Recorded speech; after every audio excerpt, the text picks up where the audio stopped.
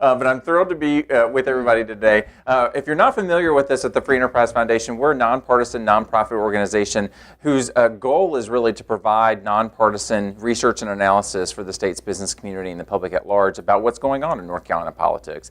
And so we don't do candidate endorsements and we don't do any issue advocacy, and so hopefully our information is broadly viewed as credible. We're just trying to kind of provide what is the state of play in North Carolina politics, research and analysis, and kind of calling balls and strikes as to what's what. And this is a very interesting and dynamic time in North Carolina politics nationally, and we've got our local factors here. So we're going to get into it. I'm going to kind of provide an overview of what's going on in North Carolina demographically, how that impacts things politically in the state, give you a quick update, and try and simplify what's going on with redistricting. It is super confusing. And then get into some of the races, that things to look for in the 2018 elections overall, and then the primary elections specifically, and then kind of an eye at the end towards what to look for in November. So real quick, just wanted to note too that we're hosting a post-primary briefing on the day after the election. I will probably be more entertaining then than now because I will be sleep deprived. So you don't necessarily know what's going to come out of my mouth then, but it will be hopefully a recap of what's going on and what that means for the general election. So you certainly are welcome to join us there. Now I'm going to start here with an image of the state as kind of divided out by precincts. And this is what we refer to as our conventional voting behavior. It's an analysis that we do based on the two-party votes in locations across the state in elections going back to all the way to 2008. And it gives you a sense of how these communities have voted historically. And this, of course, follows the traditional colorations where Democrats are in the blue hues, Republicans in the red, and then the more kind of yellow hue is more competitive areas. And what you're seeing is we have kind of sorted ourselves out politically in North Carolina as around the country as well. But overall, the state as a whole is competitive. And so when you kind of look at things writ large, you're seeing things are in more of a kind of a purple hue as opposed to red or blue. Now, as 50-50 as we may be politically in North Carolina, there's another way in which we're a 50-50 state, and that is natives versus non-natives. And so this is an increasingly important demographic breakout for North Carolina in such a high growth state as we are. And we'll talk a little bit about where that growth is and what the implications are for that. This is an important way to think about North Carolina is communities that are majority non-native. Folks come to North Carolina with their own kind of political histories, understandings of how government is structured and how to engage with it. And so there are different understandings and different kind of politics that happen there. You have to kind of pair though with that other demographic data points because non-natives in Wake County are different than non-natives in Brunswick County, right? Wake County, prime age, working age voters. In Brunswick County, it's a retiree community, and so you've got generally an older demographic, and so that they behave differently politically. And so Wake County has been moving left politically. Brunswick County has been moving right politically, right? So non-natives doesn't necessarily mean the same thing across the state. Now, as urbanizing as North Carolina is, and that is a big story, North Carolina still is a very rural state. We have the second largest rural population in the country behind the state of Texas. And if you look at where our legislative leadership comes from, it's disproportionately from the rural areas of North Carolina. And so there's still very much a rural strain to North Carolina. And you're really seeing that play out more so, that rural-urban divide, as opposed to the traditional east versus west divide that we used to have. And so we'll talk about some of that continued growth. But politically, we used to have this whole issue of east of I-95 was really kind of a key factor politically, and folks in Western North Carolina felt like they weren't always getting their fair share. But now what we're seeing is really the rural residents of Eastern and Western North Carolina have much more in common with each other politically than they do with their urban counterparts. And those legislative policy battles, sales tax redistribution is a good example, are really kind of following along those urban-rural divides as opposed to the east versus west. And so what that really means is that we end up with a situation where the suburban communities of North Carolina, which are really a lot of the high-growth areas of our state, is where we're seeing a lot of the political instability happening in the competitive races. And that overlaps really nicely with where we're expecting a lot of those competitive state legislative contests to occur. And so we'll talk about a few of those specifically on the back end of the presentation today. Now, this is an image of the state from our good friends at the UNC Chapel Hill Carolina Population Center. And this shows where the growth is happening in North Carolina and where it's not, right? You see large swaths, geographic swaths of the state that are actually projected to lose population through 2035. And then you're seeing a lot of high growth areas. And when I look at this map, the high growth areas are urban counties, suburban counties, some counties and communities around our military installations, and then some areas that are magnets for retirees, eastern and western North Carolina primarily. And so that is where you're seeing it. Again, they behave differently politically, but those are where the high growth area is. And of course, as we look towards the kind of 2020 census and beyond, politics and power follows people. And so as we have these high concentration, this high growth concentrating more people in these fewer places, that is where we're going to get reapportionment of legislative seats and congressional emphasis in these communities. And so you're going to have whole legislative districts ultimately kind of lifted out of eastern and western North Carolina and put into counties like Wake and Mecklenburg County. And so in the 2020 census and the 2021 redistricting effort that we'll have to do, you'll likely see 2, 3, 4 state house seats in Wake and Mecklenburg County each being added to those counties. The same thing on the Senate side, 1 or 2 new state Senate seats as well added to those counties overall. And so those rural seats are going to get larger geographically and fewer in number, and then the urban ones are going to increasingly outpace everybody else. And this is an interesting map here that will show you, this is just the typical geographic layout of North Carolina's counties, and then by growth, you really see Wake and Mecklenburg just totally overshadowing the rest of the state. And so if you look at the populations now, Wake and Mecklenburg County account for 1 in 5 voters in the state. And so 20% of the state's registered voters are in Wake and Mecklenburg County alone. And so increasingly casting a shadow over the rest of the state and kind of crowding out what's going on in other parts of the state. People compare North Carolina to Virginia politically, and if you look at Northern Virginia, which is the kind of an analogy to Wake and Mecklenburg County cumulatively, that is about 30-ish% of the state's electorate there. And so that is casting a longer shadow over that state and increasingly an important dynamic there. And it's the same thing that's happening here. We're just kind of a step or two behind on that as Wake and Mecklenburg become increasingly democratic in their partisan disposition. But again, this just underscores that following the 2020 census, we're really going to have a lot of new legislative seats coming in these urban delegations. Between 2010 and 2017, Wake and Mecklenburg County alone, those 2 counties alone accounted for 45% of the state's growth, right? So 2 jurisdictions, almost half of all the population growth in the state in those 7 years. Now, of course, when we're looking at politics, we're really looking at the universe of individuals that can actually influence the outcomes, and that's registered voters. And so this is a chart that kind of indicates the growth in unaffiliated voters. And the thing that all of us political nerds was waiting to happen finally did on September 9th, 2017, when the number of registered unaffiliated voters surpassed one of the 2 major political parties. And there were 55 more registered voters unaffiliated than members of the Republican Party in North Carolina on that date, September 9, 2017. Now it's closer to like 40,000. I mean, it has just continued to go through the roof. And here's some specific numbers to really show you.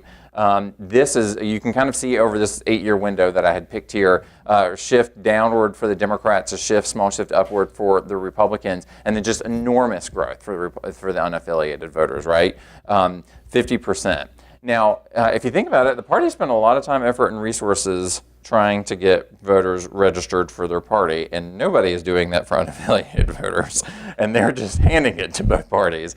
And eventually, we're seeing this in a lot of counties. Unaffiliated voters are the plurality, and eventually that's certainly going to happen. The unaffiliated voters will overtake the Democrats in North Carolina, and we'll have a plurality of unaffiliated voters in North Carolina. Now, I will caution you, do not think of unaffiliated voters as moderates. Do not think of them necessarily as even independents, really. They are just simply individuals who have chosen not to register with a particular political party. They are by and large closeted partisans, right? I think if you look at national studies, I think this is analogous to what's happening in North Carolina, you're really looking at kind of 8 to 10% of that number being kind of reliable swing voters, and the rest are really strongly Republican or strongly Democratic in their disposition. Again, there's really no penalty to register as an unaffiliated in North Carolina, right? It's actually kind of a benefit. You can pick whatever primary you want to vote in, right? You got a little bit more flexibility, and so there's more opportunity for you there as a registered unaffiliated as opposed to a registered with a particular political party. And this is largely being driven not only by individuals moving to North Carolina, maybe not necessarily knowing where they fit into kind of the political hierarchy here in North Carolina, but also new voters, new younger voters registering for the first time. There's a generational aspect to them where they're not joiners in the traditional sense of institutions that we've had in previous generations, and so as a result, they're just not registering with particular political parties at the same rate that their parents and grandparents' generations did. Now, the 2018 election cycle, this is kind of the framework with which I'm evaluating things for this election cycle. Number one, the question though is, are we going to have a situation where it's a wave election year? Blue wave potentially? Is it going to be kind of a status quo election year where it's just kind of nothing really changes, it's more or less the same? Or are we going to have a situation where it's kind of, you've got multiple things happening and they kind of crash against each other and it really is more of a muddled outcome? Or kind of along those same lines, is it a wave but it crashes ashore unevenly, right? A wave doesn't always hit the shoreline the same way. And so what may happen in California, New York, and Pennsylvania could be very different than what happens in North Carolina because of some of the specific factors going on here in our state. And so this is the way in which I'm evaluating things. These are the primary factors. I'm going to go through a few of them here. I wanted to, normally I could go real deep into each one of these, but I wanted to talk about some specific races. So I'm just going to do a quick highlight on a few of these. And I will note too that not on here is, candidate quality, the quality of the campaigns that they're running, fundraising, outside groups increasingly and where they're playing. Those are foundational elements to any election these days, and it's important. It's an important factor. We're still on the early side of having the data to really evaluate that in a real way. So campaign finance reports are just now getting due for the first quarter for state legislative candidates, so don't have good information on that quite yet. The same thing on outside groups and independent expenditure efforts, so don't have a real good handle on where those resources are coming into play. Have some anecdotal evidence, which we'll talk about in a second, but those are also important factors as well, but they're just kind of uniformly important for everybody. Now, of course, nationally, the big story is President Trump and the unified control of Washington by the Republicans. Every day we kind of wake up and wonder what the president may have wanted to say via Twitter and how that may alter the trajectory of the day. And of course, historically, we look back, and if there's unified control of Washington by one party, historically in a midterm election, that usually bodes well for the opposition party. And the last 3 times there was unified control of Washington by one party, 2010, 2006, and 1994.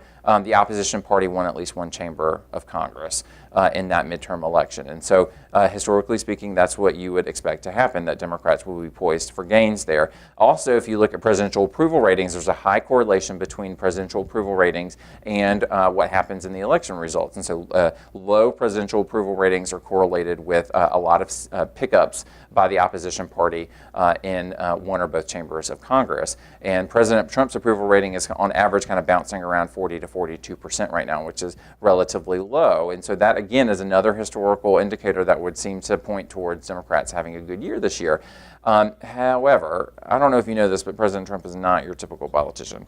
So I have a little bit of an asterisk as it relates to some of these historical indicators, because I'm not sure that they necessarily hold as well in this current environment as they may historically in past environments. So, of course, there's X factors here as it relates to terrorist incidents or international crises that can pop up. Those are things that you just can't ever predict, but certainly can have an impact on the ballot in North Carolina and across the country. The economy is by and large doing quite well. Having said that, you would think that would help Republicans.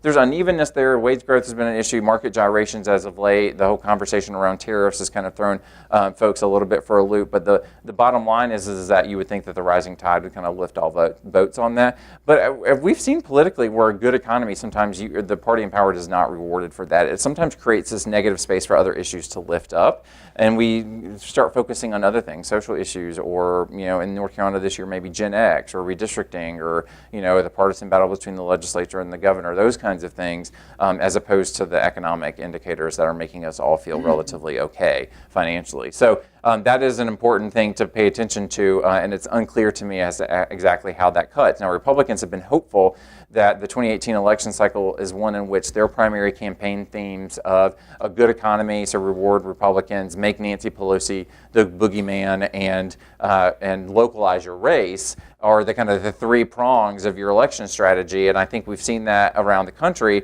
in various special legislative and congressional races. And now what is concerning, I think, for Republicans is that we saw that strategy play out in the Pennsylvania special congressional election a few weeks ago, and there was an analysis done of the advertising there. And early on, most of the Republican advertising by the Republican candidate and his allies, focused on the economy and the tax bill.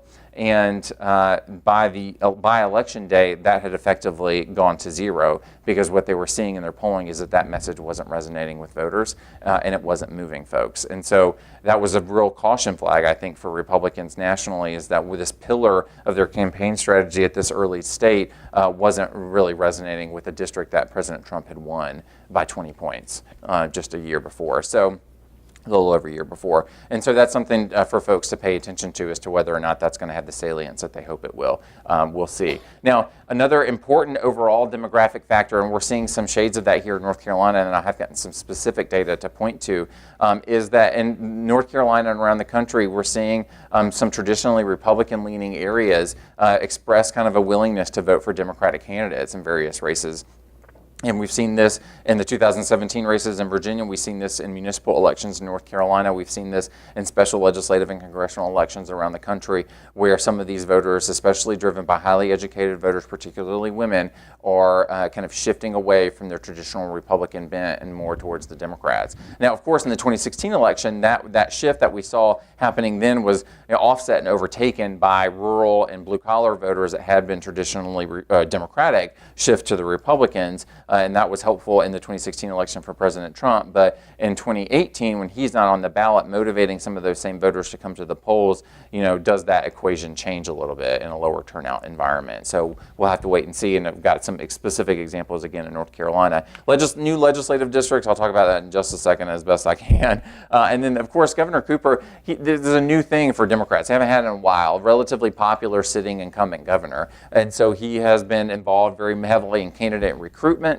And so Democrats, as you well know, have done a better job of at least fielding candidates in districts across the state. And we're still in the process of evaluating the quality of those candidates, but certainly an important factor there. And the governor knew coming into the 2017 legislative session that he was going to lose a lot of policy battles. Right, there were Republican supermajorities in both chambers of the General Assembly, and so I think he focused largely on the more public-facing aspect of his job, trying to win and craft a public narrative in which he could frame things out a little bit better. And that's inherently of an advantage of a statewide executive officer over a legislative body, is that you've got the bully pulpit, and it's easier to command that as opposed to legislative leadership. And as a result, his approval ratings are quite consistent and pretty positive, especially in an environment where we don't really like a lot of politicians. He's kind of, that framework seems to largely have worked for him. He's lost a lot of those policy battles. He's been overridden 10 of the 13 vetoes that he's issued. But again, I think it has helped him in terms of how he is framing things for the public and the public consumption there. So a little bit more on that. Of course, he's helpful in fundraising. It's interesting, and the Republicans are largely relying on legislative leadership for the bulk of their fundraising heft, and Democrats are largely relying on the governor for his fundraising heft. And so you're seeing an imbalance there. And so as you evaluate the campaign finances of the 2018 election cycle in North Carolina, you can't just look at individual candidates. You can't even really just look at the parties, right? You got to look at the legislative leadership, the governor, other outside groups, and those kinds of things. It's increasingly kind of a complicated campaign finance structure to really figure out. So it certainly keeps me busy on that. And as we talked about a little bit already, this is a blue moon election in North Carolina, and that means that we don't have a marquee statewide contest on the ballot. So we don't have a governor's race, a Senate race, and of course it's a midterm election cycle, so no presidential contest. And the last time we saw that in North Carolina in 2006, the turnout was under 37%. Normally on a midterm election cycle, on average, it's 42-ish%. And so it's not a huge difference, but as we look at all the kind of shifts, right, a shift in suburban voters, lower turnout potentially, we've got new district lines, all these little various factors add up to a more volatile kind of political environment in North Carolina that may allow for some unexpected results to happen come November. So important to kind of think about in the context of the 2018 elections. And then, of course, President Trump casting a super long shadow over everything, right? The the advertising in this primary election, you'd think everybody was running as a running mate or opposed to President Trump, right? So congressional elections, the advertising is focused on President Trump. We've seen President Trump pop up in a lot of legislative candidate advertising. We even saw a campaign ad, you might have noticed this on social media, for Adair County Commissioner candidate, and President Trump was prominently featured there. And so I'm not exactly sure what he had to do with that race, but the bottom line is that he is very much a factor up and down the ballot. And kind of increasingly in this country, we're kind of behaving more parliamentary, where we are, the main question in the election cycle is not kind of what party we want to vote to or what candidate we want to vote for. It's more along the lines of, do we want to empower President Trump or restrain him? And that's how we're casting our ballot, right? And so individual candidates up and down the ballot are increasingly, I think, mattering less. And more along the lines of, we're thinking strategically about our vote and how to cast that, what message it sends. And so it's harder in the context of legislative candidates to outrun the leadership or the brand of your party or the person who's leading your party. I think this is a shift that has been happening, and 2008 was an important year for that in North Carolina, where I think the parties really got nationalized in North Carolina in a way that they hadn't before. There was a lot of regionalism across the country, I think, in terms of local parties. And if you think about it, there was a difference between a North Carolina Democrat and a national Democrat for a long time. And I just think that's less and less the case. And we are increasingly reflecting the country, and the country is reflecting us. So now the Democrats traditionally have relied on constituencies that don't turn out at proportionate rates in midterm elections, but President Trump is seemingly energizing these same constituencies to get engaged in a way in which they normally aren't. And so is that enthusiasm sustained through November is an important question, and we'll have to wait and see on that. And then, of course, the X factor here may be you might see some constitutional amendments on the ballot in November that the Republican leadership in the General Assembly offer to voters to maybe perhaps drive a little bit more turnout for conservatives come November. So that's something to pay attention to in the short session as to whether or not we see things like right to work, eminent domain, hunting and fishing rights, those kinds of things being offered to voters on the November ballot. Hopefully, I think they're just trying to inject some sense of control in a very kind of chaotic political environment. So that's kind of how I'm evaluating things. Now, redistricting, guys, this is the simplest that I can make this. I hope it's going to make sense, right? And the reason it's so confusing, we've got multiple things going on at once, and they're all kind of about the same thing. And so we're constantly hearing the word redistricting. It's just you never know where you stand. And so we've got a congressional redistricting and legislative redistricting and litigation associated with both of them, and then litigation under two primary legal issues. One is racial gerrymandering and one is partisan gerrymandering. Now, we're a little bit ahead of the game on the congressional side as it relates to the legislative districts. And so we ultimately had federal courts tell us that 2 of our 13 congressional districts were the result of an unconstitutional racial gerrymander. And so all of our congressional districts had to be redrawn in 2016, which the legislature did. And so they did that, and then immediately those districts were sued over as a partisan gerrymander, where partisanship was an excessive factor in the drawing of those districts. And so what happened in January was a 3-judge federal panel ruled those unconstitutional. And now this is important. It was the first time in the history of our country that congressional districts have been ruled unconstitutional for partisan reasons. Now, what folks are hopeful for is that we're working towards a situation where there is a standard set so that there is some understanding as to what is too partisan and what is okay partisan, right? And we haven't gotten there yet. The 3-judge federal panel in our case kind of evaluated things in totality and didn't provide kind of a workable standard. And so what happened was those districts, despite being called unconstitutional by these three federal judges, they also said the legislature needed to redraw them in 2 weeks, which was a little bit tight timing. And so the legislature said, hey, now watch out, Supreme Court, we would love it if you told us that we could still use these districts while you are evaluating other cases that are being litigated under similar issues. And so there's a case out of Wisconsin and a case out of Maryland dealing with districts there that are also about partisanship and the use of that in drawing legislative and congressional districts. And so the Supreme Court did ultimately issue a stay. And so as it relates to the practical matter for the 2018 elections, the 2016 maps are the ones that we're using for 2018. We're 99.9% sure that that's going to stay. There's always an asterisk in North Carolina politics these days. So we think we're settled-ish there. And so that's the congressional stuff. We know what districts we're using, we think. Now, on the legislative side, we're a little bit behind. We're still dealing with the racial gerrymandering issues. And so what happened is ultimately the same thing that happened on the congressional side is that some of our legislative districts were declared to be the result of an unconstitutional racial gerrymander, and the three-judge federal panel ordered the legislature to redraw most of the districts in North Carolina. And so the legislature did that in August of 2017 and resubmitted those maps back to the judges for a kind of blessing. And the three-judge federal panel initially reviewed them and said, you know, we think we're going to still have some problems, that the issues haven't fully been rectified in certain pockets of the state. So we're going to appoint a special master, which is the job title that I know I aspire to. What it does, I'm not exactly sure. So they appointed a special master to redraw those districts within certain confines in those certain pockets of the state. And so the three-judge federal panel evaluated that alternative versus what the General Assembly had produced in August of 2017 and said, we like the special master's maps better in these pockets of the state, and so we're going to go with those. And then the General Assembly said, but we like the maps that we drew better, and so asked the Supreme Court again to step in. The Supreme Court, by the way, is super tired of hearing North Carolina. They were just done with us a little bit, but they came in, and the Supreme Court did something very confusing, and they split the baby in half. Okay, so they said, okay, you can use some of these special master maps, but not all of them. And so the result is, as confusing as this all sounds, is that we have most of these districts that we're using for the 2018 elections are drawn by the Republican-led General Assembly outside of these 6 state house districts, and they're located in eastern North Carolina, and then a collection of 4 of them in Guilford County. So 4 of the 6 Guilford County state house seats these are the special master districts. All right, and it's the same story on the Senate side, where you've got 5 state Senate districts that were effectively impacted by the special masters districts, again in the Fayetteville area, and then again in the Guilford County area. Let me go back.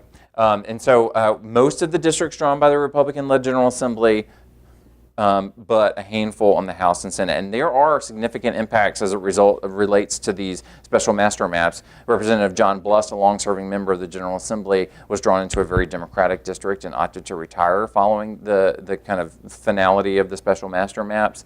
And so in the state Senate, Senator Trudy Wade's district is now more competitive as a result of the special master districts, as is Senator Wesley Meredith, both Republican incumbents. So not necessarily total game changers, but does change things on the margins. And so you're seeing all of these various little factors add up. New district lines, special master, low turnout, a chaotic national political environment. All these things kind of make it a little bit dicey as it relates to if you're a candidate running for office this year. So this is our analysis on the partisan district ratings. And North Carolina Free Enterprise Foundation evaluates the districts of the legislature to evaluate the competitive status of those districts. Not the races, we'll get to that later, but just on paper, how they have kind of preferred to perform historically. And so I've done an analysis based on the 2016 version of the districts and the 2018, these newer districts, right? And you can see a little bit of a shift away from the Republican end of the spectrum towards the Democratic side. And I think it's primarily a result of 2 factors. One is the shift in suburban voters, where some of those Republican areas are a little bit less so now, and making some of those districts that had been kind of lean Republican more competitive on paper. And then you've got the shift in the district lines themselves that were drawn within the confines of the requirements of the 3-judge federal panel, and that just forced things to be redrawn in a little bit of a different way, and that kind of shifted the lines and made things a little bit more competitive.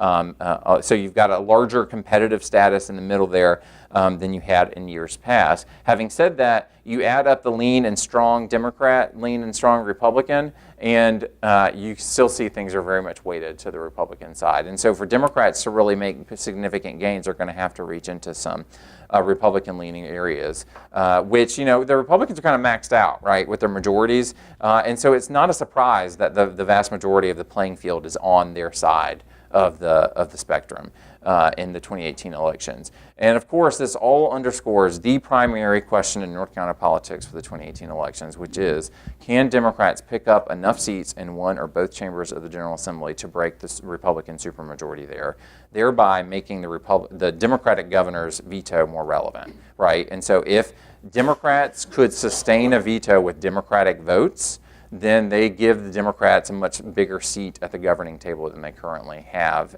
and have had for quite some time in North Carolina. And so that is the key. In the state house, the Democrats need a net pickup of 4 seats to technically break the supermajority, and on the state Senate side, it's 6, a net 6 Senate seats. Because that number is smaller on the House side than it is on the Senate side, and there's just more opportunities, I think, on the House side. I think you're going to see more of a focus on the state House campaigns, and you're going to see on the state Senate campaigns. Certainly some competitive races come November on the state Senate side, but I think the vast majority is going to be focused on those state House races. Now, candidate filing, just a quick overview of things.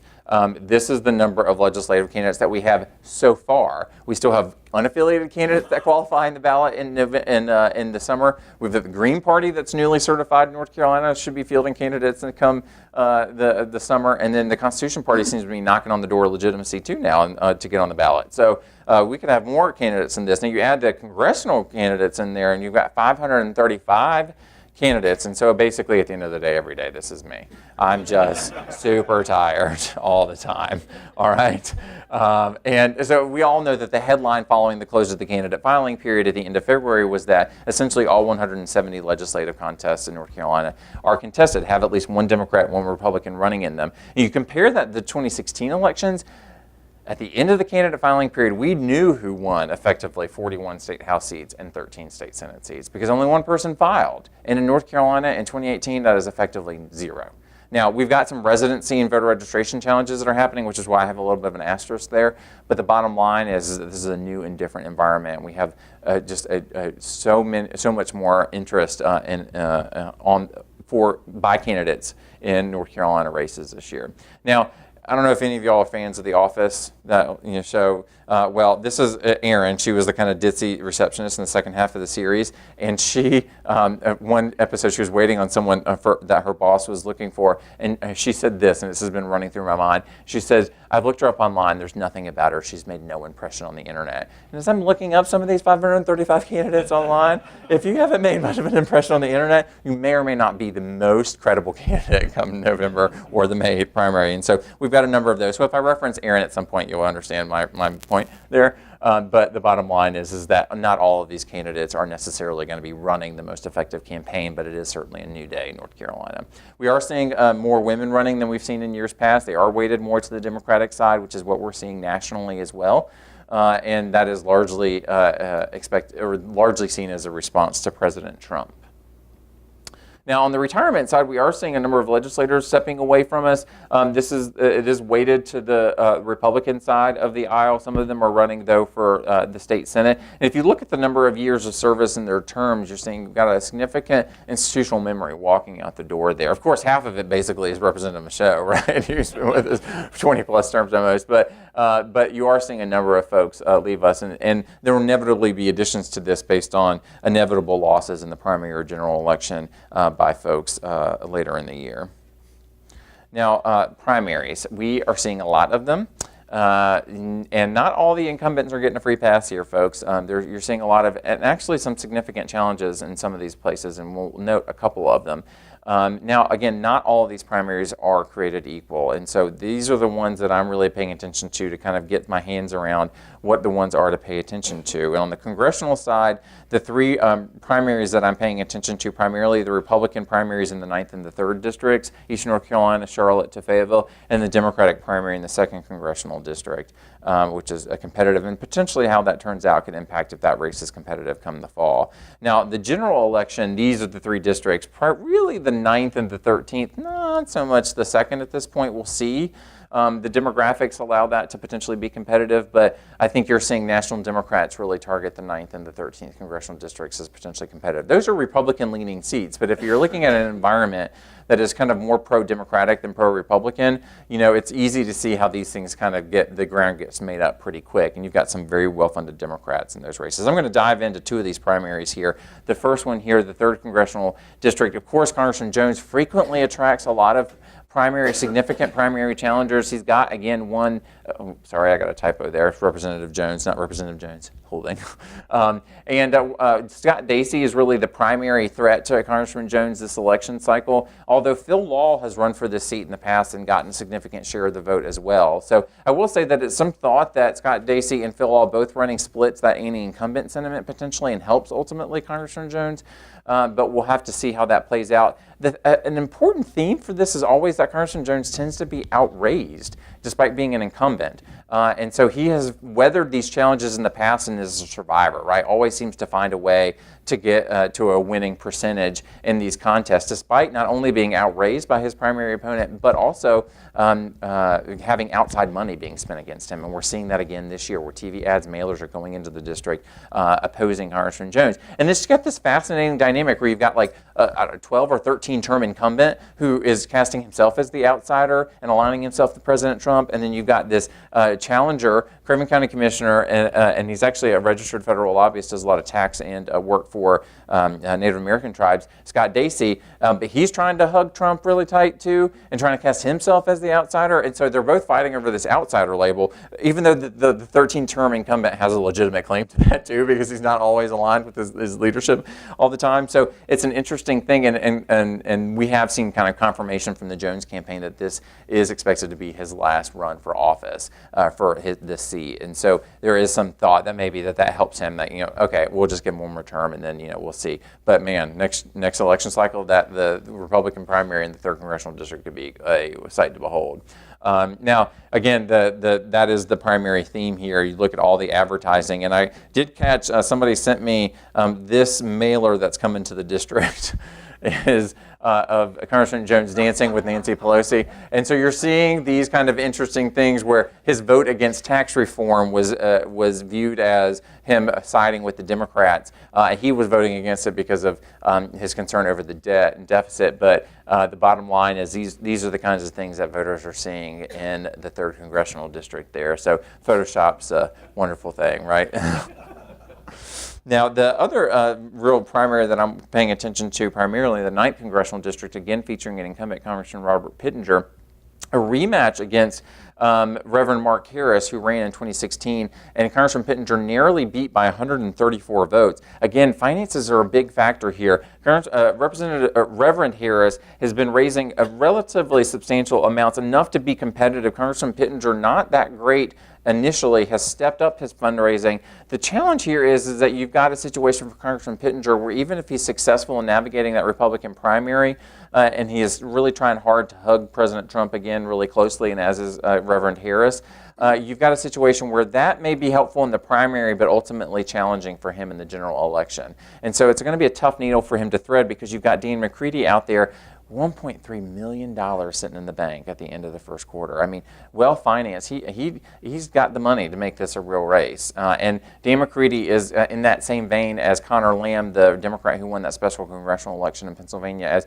a candidate who folks feel like fits that district in a way that most Democrats wouldn't necessarily, and so can potentially make this a big race. And so his money is definitely a big factor there. And it's Trump again casting a big shadow over this. Now, I will say that this is not a headline that I would like to be associated with, but the National Journal had an article out with a handful of congressmen in North Carolina, and this is a picture of Congressman Pittenger under that headline. Not great, right? The worst Republican slackers. And it was largely an article about Republican incumbents who have come into Congress since 2010 and not necessarily faced a year in which it's weighted against their own party, and they're unsure about how successful they're going to be in weathering a storm there. Are they doing the things with their campaign and fundraising and that kind of stuff? And so the Congressman Pittenger was kind of an example of this, although, again, he's stepped things up a bit more recently, but it's going to be a real challenge, I think, should he succeed in the primary for any Republican in that district.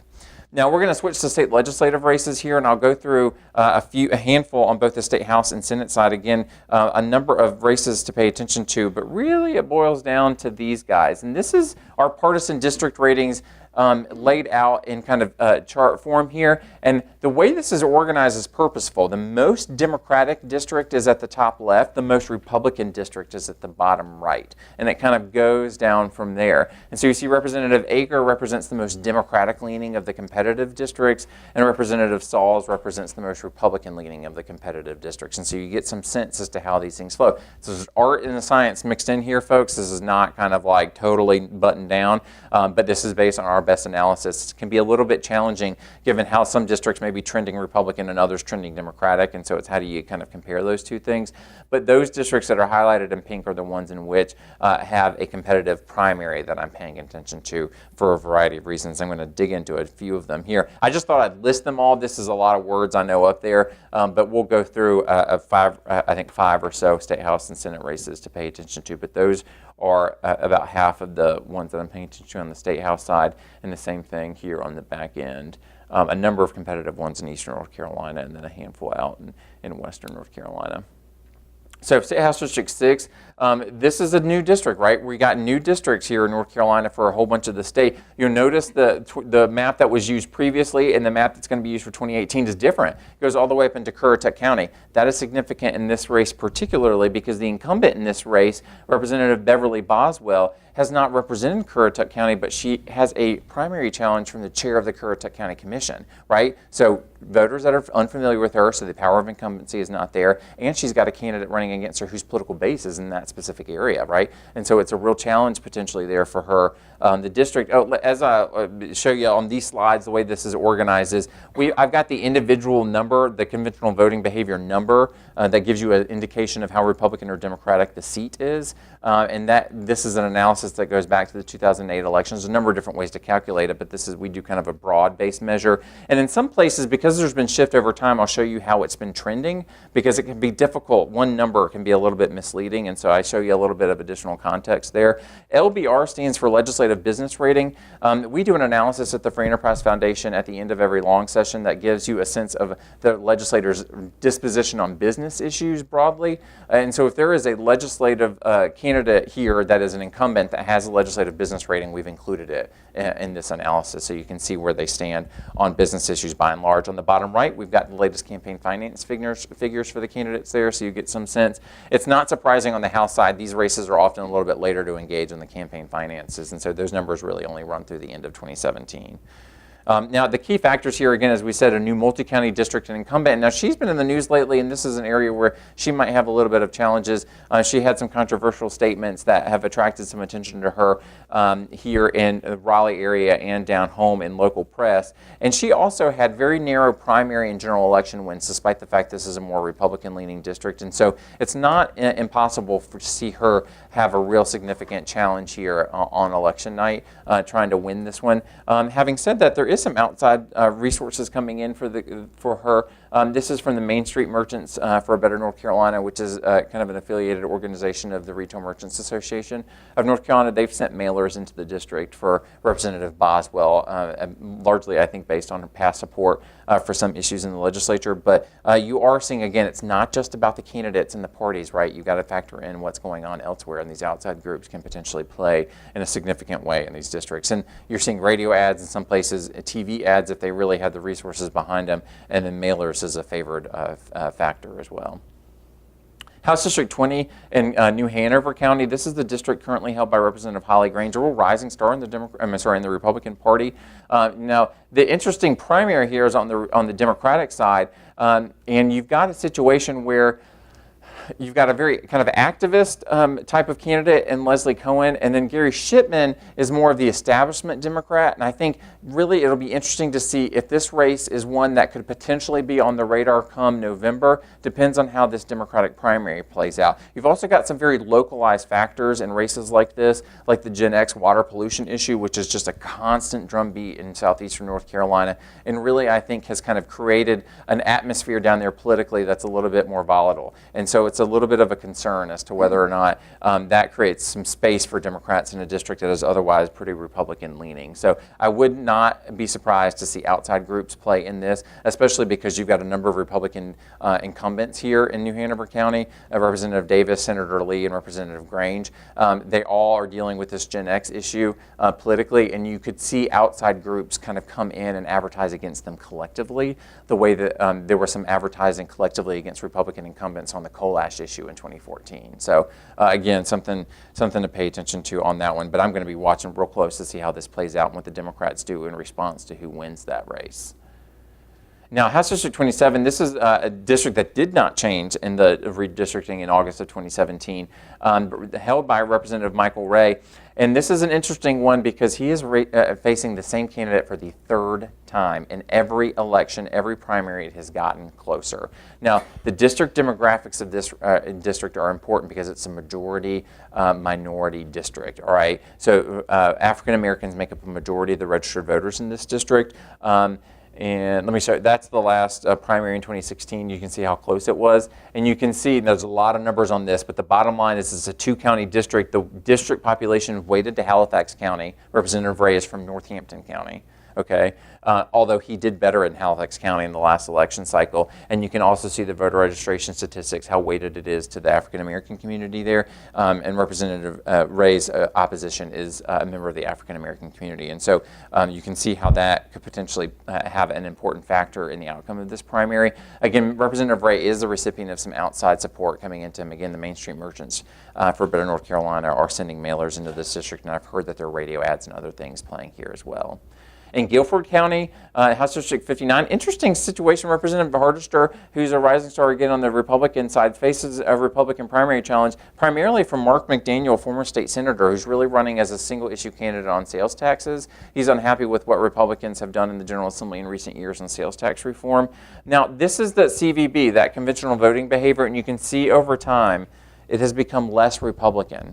This is one of those suburban communities that has gotten more competitive. And so it's still Republican leaning, certainly, but less so than that single metric would otherwise indicate. And so it's one of those things where if it's a more Democratic year than it otherwise would be, it's not a neutral year, it's a more Democratic year, you can see how this becomes competitive in the general election if things line up a certain way for Democrats.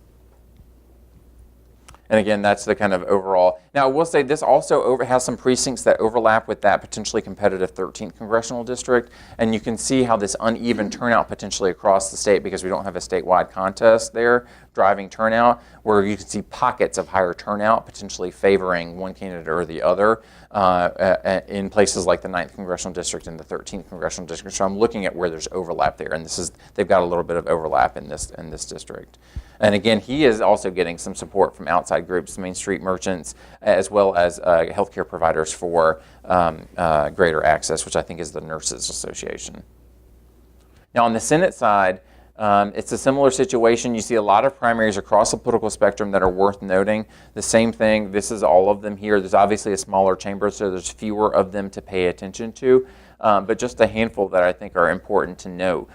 State Senate District 25, a district that changed relatively significantly. Anson, Richmond, and Scotland County is still there, but it traded Stanley for Moore. Moore County has a lot of interesting local politics, and so and you can see how the distribution of the district is. Moore County is also the population heavyweight. 69% of the registered Republicans, the Republican primary is the one to pay attention to here.